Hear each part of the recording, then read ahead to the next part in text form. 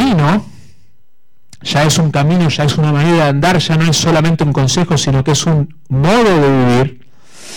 Y finalmente dice que se sienta en la silla, ya hay una identificación, la persona está identificada con este grupo de personas.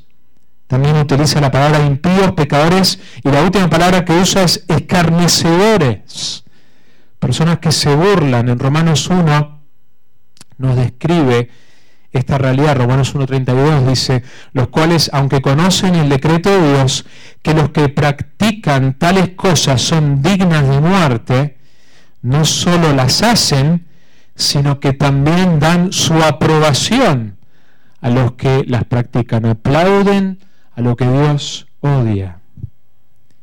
Y ese es el camino que conduce, el camino que empieza con escuchar el consejo, pero termina con una identificación con los escarnecedores.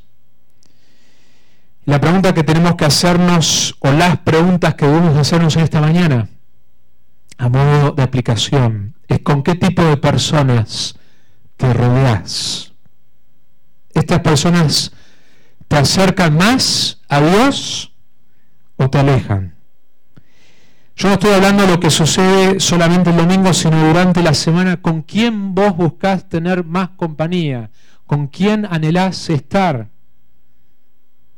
¿Son personas que te animan a recordar las verdades de la palabra? ¿O eso está lejos de sus pensamientos y de sus palabras? Algo que no está incorporado en la manera diaria de pensar y de vivir. Proverbios nos dice que el que anda con los sabios, ¿qué? Será sabio.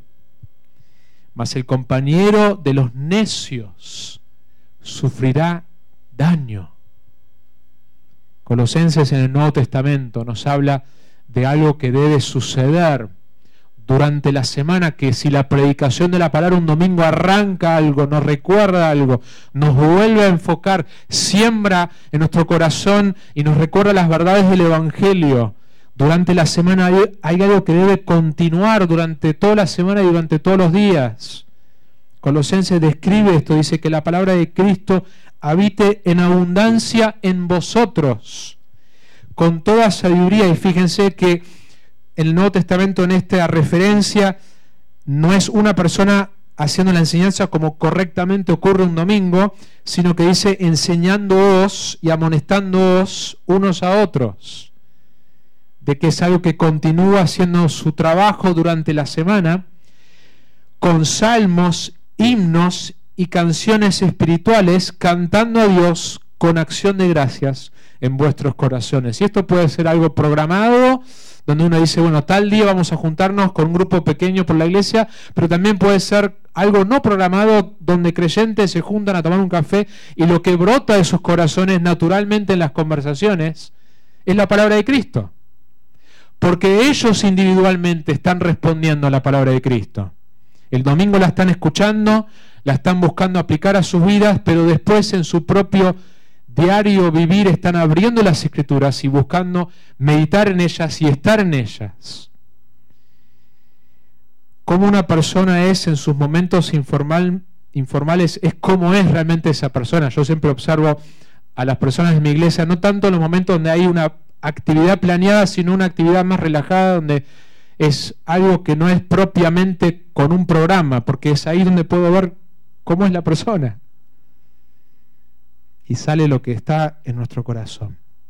Entonces tenemos que preguntarnos, ¿con quién busco yo tener compañía? Porque si yo estoy andando con los sabios, seré sabio, pero si estoy con los necios, voy a sufrir daño. Y en el Salmo 1, el primer versículo, nos dice que vas a ser una persona feliz, es una promesa de Dios. Hay una teología de prosperidad que es una teología correcta, bíblica, que no es la teología de prosperidad falsa. La teología bíblica de prosperidad es la teología que nos habla de que nosotros debemos buscar la felicidad, debemos buscar la prosperidad, pero en el lugar y la manera correcta. Porque la Biblia promete felicidad. La Biblia promete un tipo de prosperidad, un tipo de éxito, que ahora lo vamos a mirar más. es correcto anhelar la felicidad, es correcto anhelar el éxito, pero de la manera y en el lugar correcto. Y lo primero que nos dice el primer versículo es que la persona feliz es una persona que no hace estas cosas. Evita estas compañías que lo van a desviar. Ahora, lo que no está diciendo el texto, lo que la Biblia no está enseñando en otros lugares, es que nosotros debemos aislarnos totalmente de la compañía del mundo. ¿Recuerdan lo que dijo Pablo en 1 Corintios 5 cuando ellos habían malentendido una carta que él escribió? ¿Recuerdan? Le dice, cuando yo escribí mi carta previa, que no anduvieran en compañía de ella, es una lista de personas cuyo estilo de vida es inmoralidad, de hacer trampa en los negocios, etcétera. Dice, yo no me refería a que no se asocien de esta manera, porque en tal caso tendrían que dejar el mundo, sino que con alguien que se llama hermano, pero vive de manera consistente contraria al Evangelio. Jesucristo da dos analogías para describir el equilibrio que hay, que él después oraría en Juan 17, cuando dice que nosotros no somos de este mundo, pero estamos en el mundo. Y el desafío de la iglesia siempre ha sido estar en el mundo sin ser del mundo. Y Jesucristo usó dos imágenes para explicar esto. Dice que nosotros somos la sal del mundo, pero que si perdemos nuestra sal, ¿de qué sirve? ¿De qué sirve una sal que no tiene gusto a sal? No sirve para nada. Y si nosotros como cristianos no somos distintos a los que nos rodean en nuestro trabajo, no somos distintos en nuestros matrimonios, en nuestra crianza, ¿de qué sirve? Jesucristo nos habla de la importancia de que retengamos el sabor a Cristo. La segunda imagen que él da es que nosotros somos la luz del mundo y que la luz no puede esconderse, tiene que ponerse en un lugar donde brille, donde llega la oscuridad.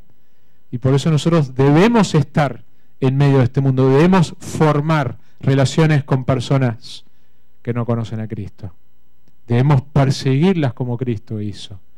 Cristo los llamaron amigos de pecadores, nosotros deberíamos hacer, en el buen sentido, amigos de pecadores. Entonces el salmista no está hablando de eso, está hablando de que nosotros nos dejemos llevar, que la compañía nos está afectando de tal manera que estamos siendo identificados con ellos. Jeremías, en el libro de Jeremías, Dios le dice a Jeremías, miren qué interesante, que ellos se conviertan a vos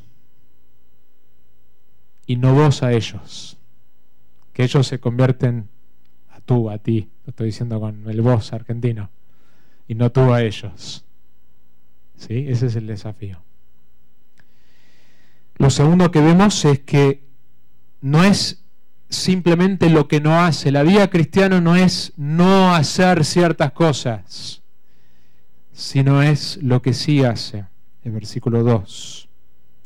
Sino que, contraste, en la ley del Señor está su deleite. En la ley del Señor está su deleite. Y en su ley medita de día y de noche. La palabra revelada hasta ese momento. Nosotros tenemos la totalidad de las Escrituras hoy en que podemos meditar. El Nuevo Testamento lo describe de esta manera: desead como niños recién nacidos la leche pura de la palabra, para que por ella podáis crecer para salvación. Nosotros debemos desear de la manera que un bebé anhela tomar la leche cada 3 horas. Así debemos nosotros anhelar la palabra de Dios. El pecado te alejará de la Biblia, o la Biblia te alejará del pecado. Nosotros meditamos en aquellas cosas en que encontramos deleite. Pensamos en las vacaciones que nos queremos tomar, pensamos en el momento que vamos a salir del trabajo y llegar a casa y estar con nuestra familia, pensamos en aquello en que encontramos deleite. Y la idea es que nosotros debemos buscar tener deleite en las Escrituras de tal manera que entonces es natural pensar en ellas, no solamente en el momento que lo estamos leyendo, sino después durante el día que volvemos a masticar aquello en que encontramos deleite.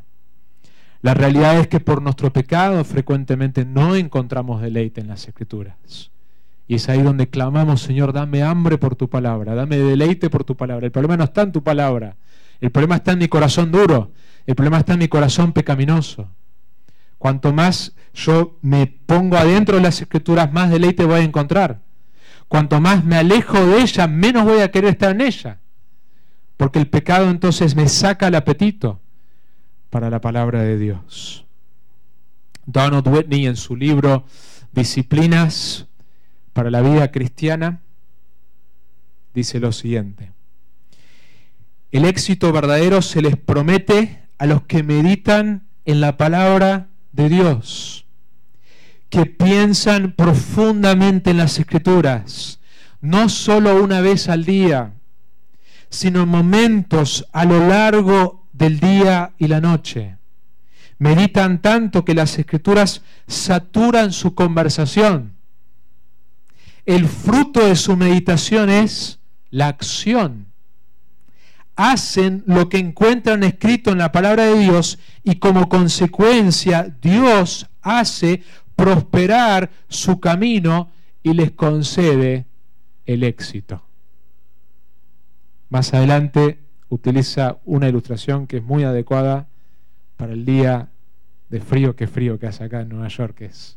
La última vez que estuve fue hace 10 años, no hacía tanto frío.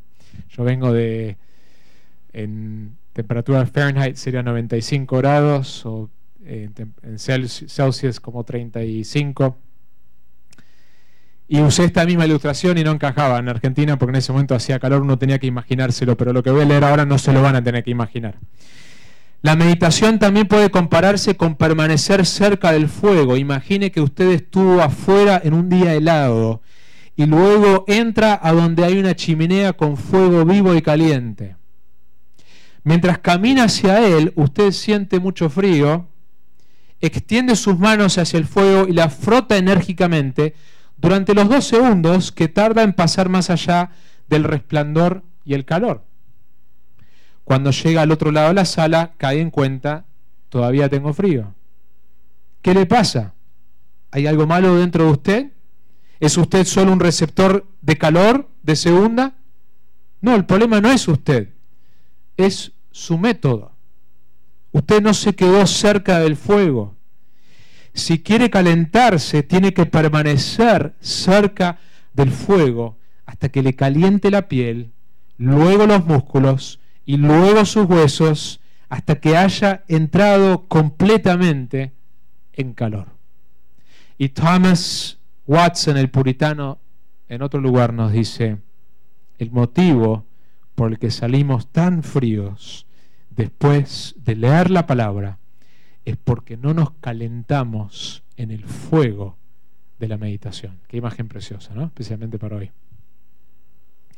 Nosotros encontramos deleite cuando no solamente leemos la palabra, sino que nos detenemos a pensar en ella.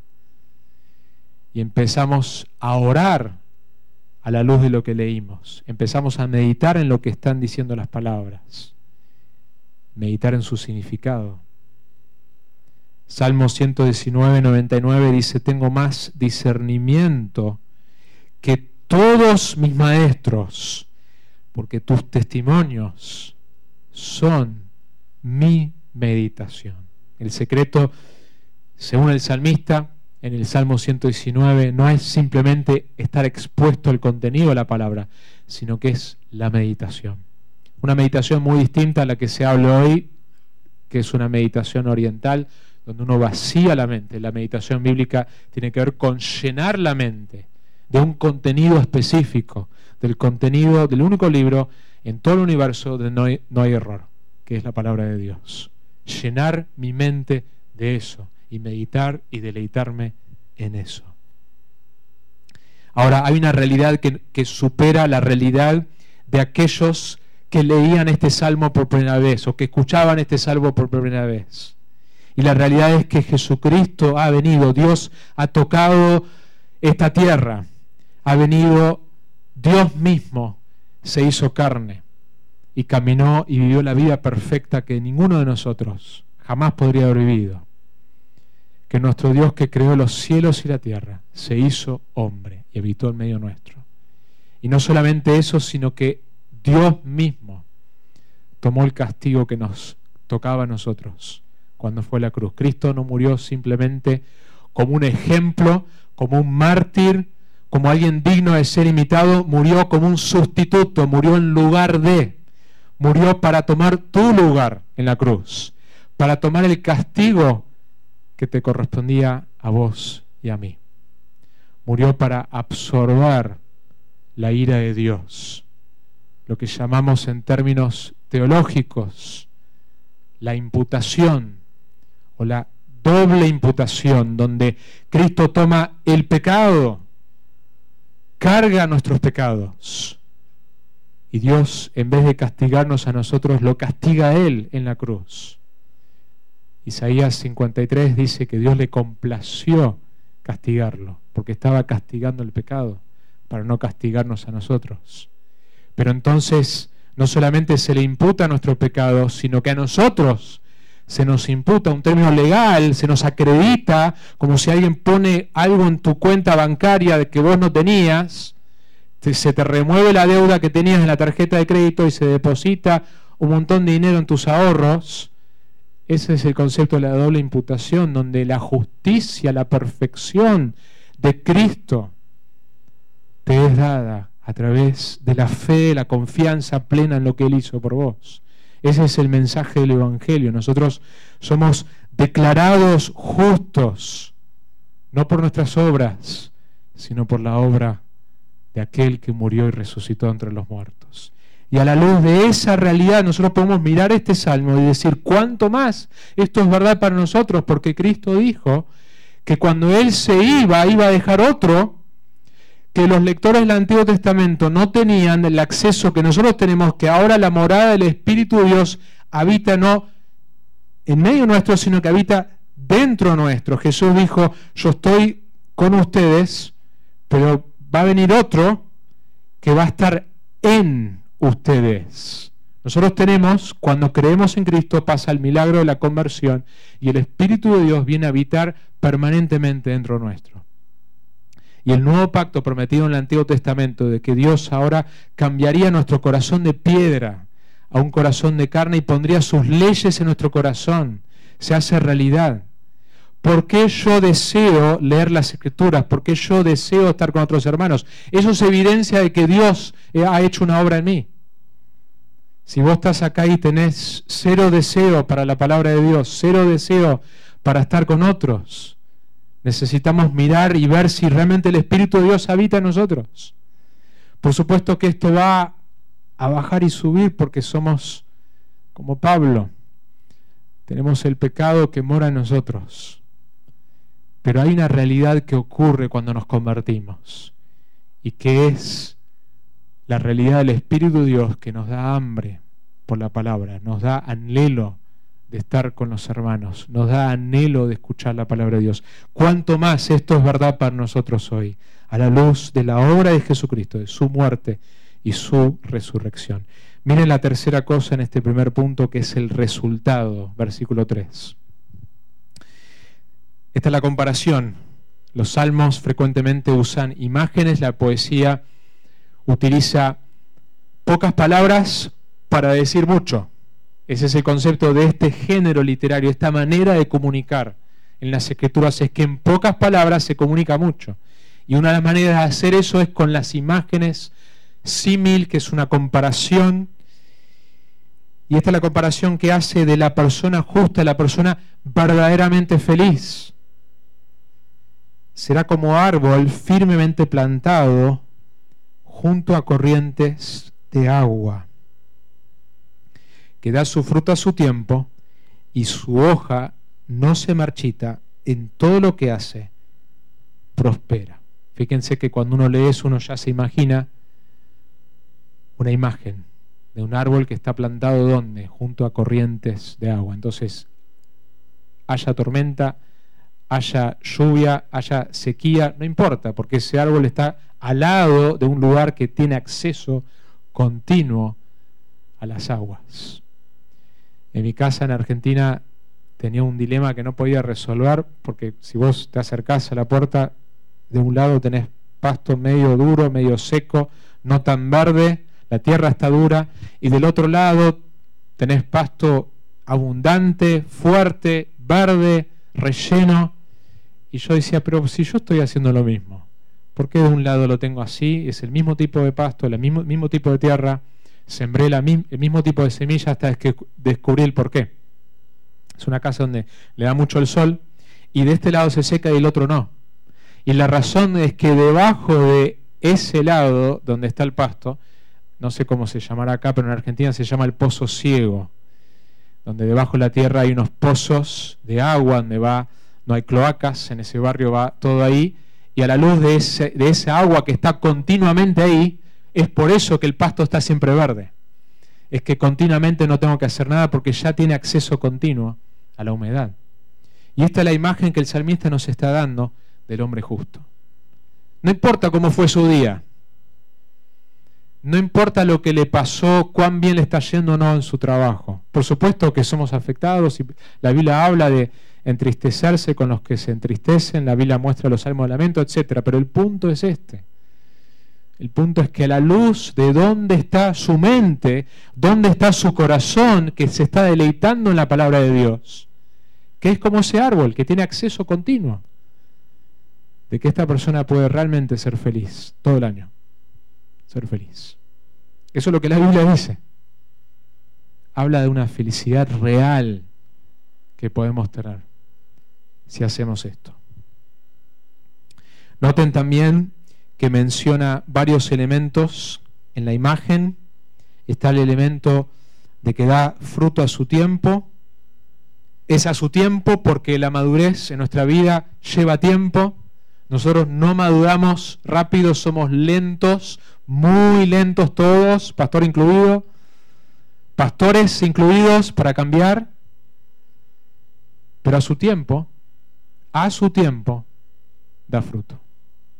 Si nosotros perseveramos, continuamos estando expuestos a la predicación expositiva de la palabra, por eso las iglesias que están comprometidas como esta, la predicación expositiva, van a ser iglesias sanas, porque eventualmente eso da fruto. Si nosotros como individuos estamos metidos, empapados, meditando de día y de noche en las Escrituras, eventualmente va a haber fruto, a su tiempo. Y el fruto es algo que se puede ver. Su vida produce fruto. Estar en la presencia de este tipo de personas que realmente hacen esto es un deleite. Es un deleite. La pregunta que tenemos que hacernos es si yo soy ese tipo de persona, que estar alrededor mío es un deleite no por mí, sino por el fruto que la palabra de Dios está produciendo en mí. Me está haciendo una mejor esposa, me está haciendo un mejor padre, me está haciendo un mejor esposo, un mejor compañero de trabajo, porque estoy meditando en las Escrituras, porque no puedo meditar en las Escrituras sin que eso no me afecte y sin que eso entonces no lleve a que yo lo aplique en el poder del Espíritu Santo. La meditación naturalmente me lleva a la aplicación en el poder del Espíritu Santo. Menciona también que su hoja no se marchita, hay estabilidad en todo lo que hace, prospera.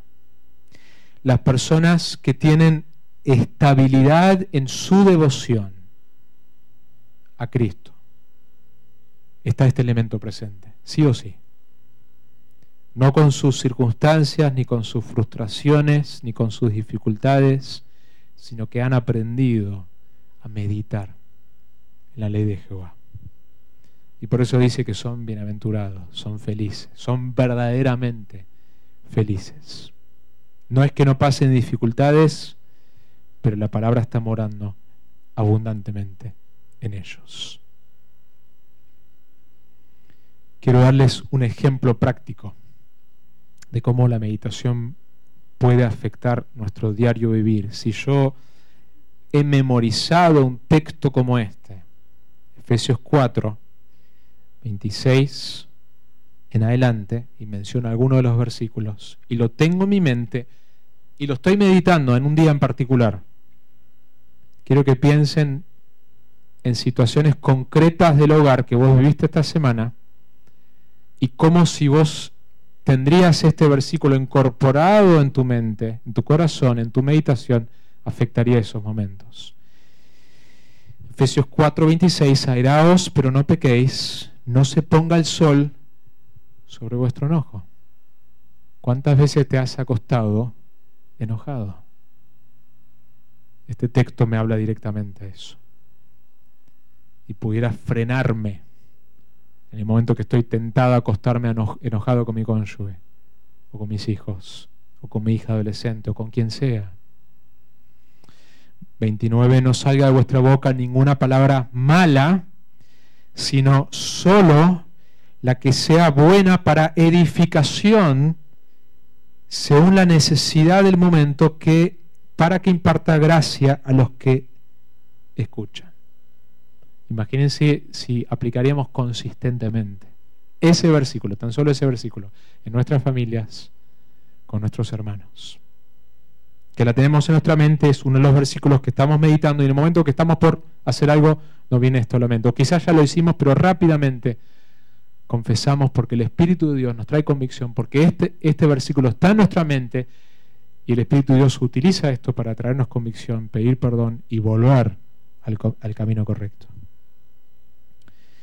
Sea, versículo 31, sea quitada de vosotros toda amargura, enojo, ira, gritos, maledicencia, así como toda malicia. Sed más bien amables unos con otros, misericordiosos, perdonándonos unos a otros, así como también Dios os perdonó en Cristo.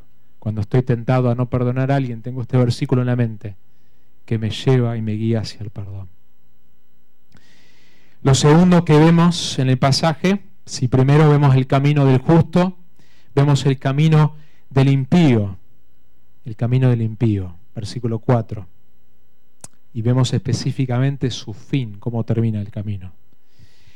No así los impíos, que son como paja que se lleva el viento. Y la imagen es lo que se hace en la agricultura, de separar la paja del trigo, levantarlo, y lo que el viento se lleva es lo liviano, es la paja, y lo que cae es lo que realmente es la semilla, lo que se necesita, lo que se usa.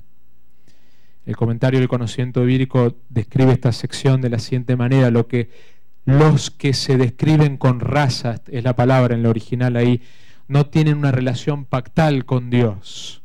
Viven siguiendo sus pasiones y por lo tanto no son justos. Puede que hagan toda clase de obras caritativas, pero la evaluación que Dios hace de ellos es que no tienen mérito eterno.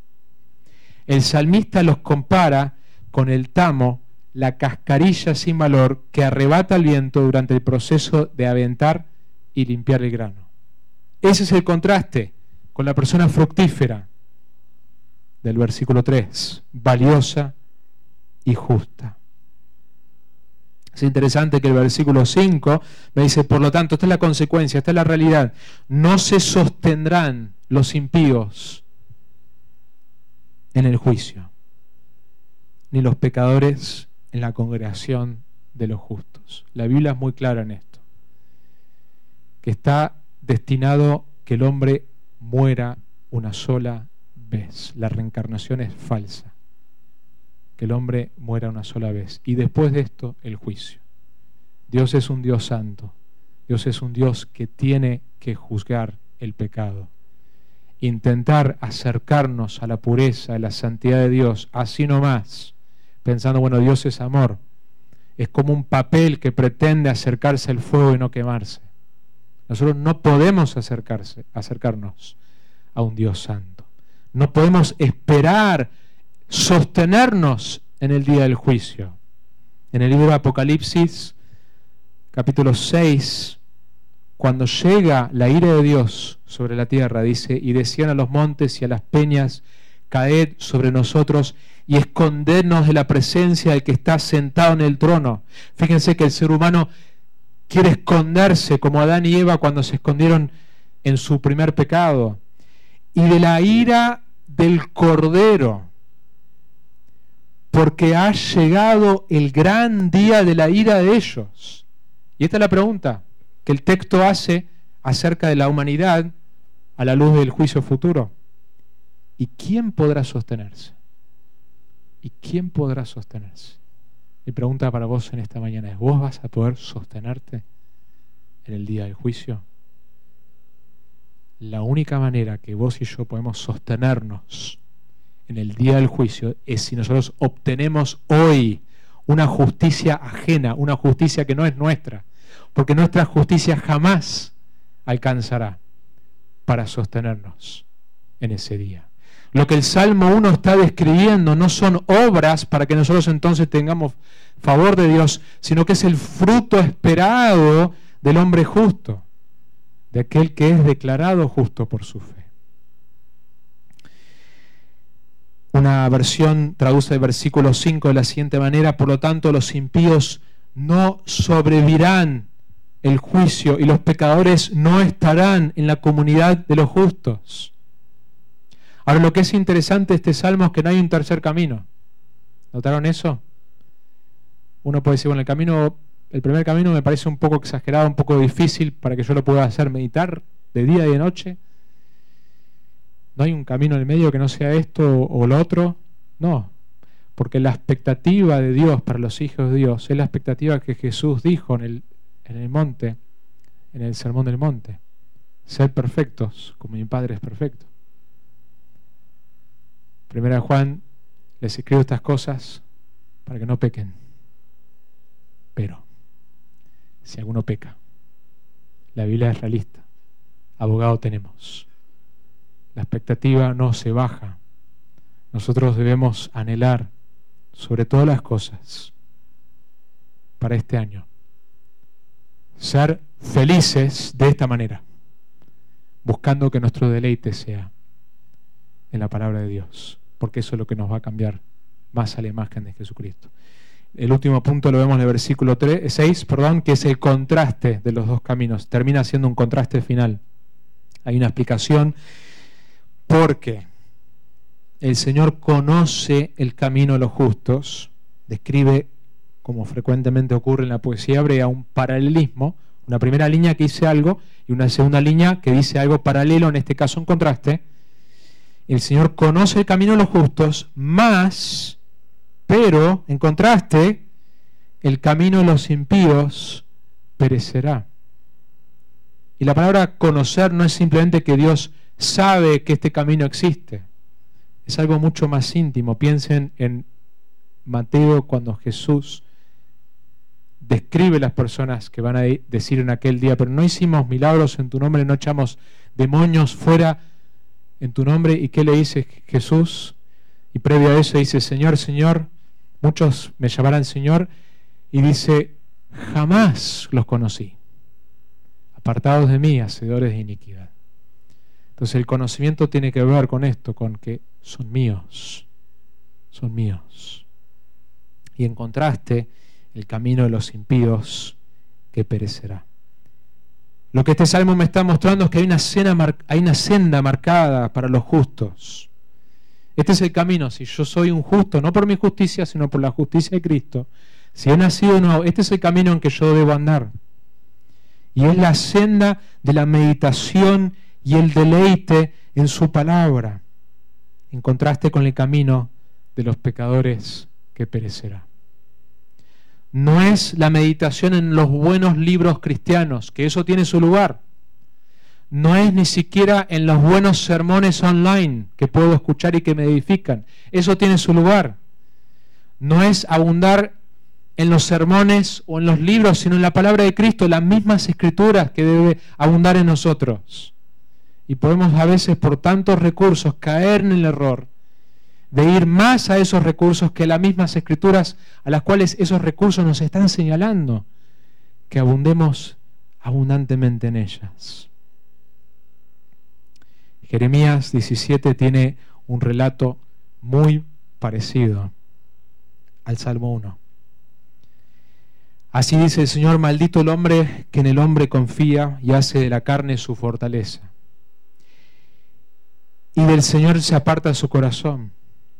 Será como arbusto en el yermo, y no verá el bien cuando venga. Habitará en pedregales en el desierto, tierra salada y sin habitantes. Bendito es el hombre que confía en el Señor, cuya confianza es el Señor. Y miren la imagen.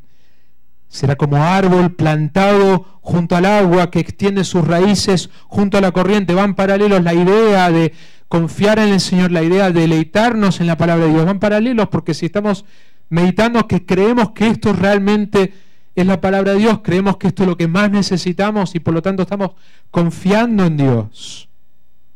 No temerá cuando venga el calor y sus hojas estarán verdes.